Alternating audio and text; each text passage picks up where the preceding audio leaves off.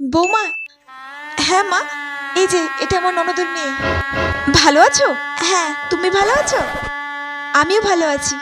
এ বাবা, বিয়ে বাড়িতে এসেছে অথচ একটা সোনার গয়না পরে আসেনি। আমিও না কি সব বলি, সবাই কি আমার মতো বড় লোক নাকি? হ্যাঁ মা, আমাদের তো সবার খাওয়া হয়ে গেছে, তোমাকে কত ডাকলাম, তুমি তো আর আসলে না। যাও টেপির মার সাথে বসে পড়ো, ও বাকি আছে খেতে। টেপির মা? ওই কাজের মাসের সাথে আমাকে খেতে হবে এক টেবিলে বসে? কখনোই না, আমি খাবো ওর সঙ্গে বসে। মা, আসলে আমার না এখন খিদে নেই, আমি এখন খাবো না। আচ্ছা ঠিক আছে, পরে খেয়ে নিও খিদে পেলে। হ্যাঁ, আমি পরে খেয়ে নেব। হ্যাঁ, এ বাবা, ওই বউটা তো আমার মতো সেম টু সেম শাড়ি পরেছে, কিন্তু ওই শাড়িটা নিশ্চয়ই কম দামের হবে, নিশ্চয়ই কোনো ফুটপাত থেকে কিনেছে।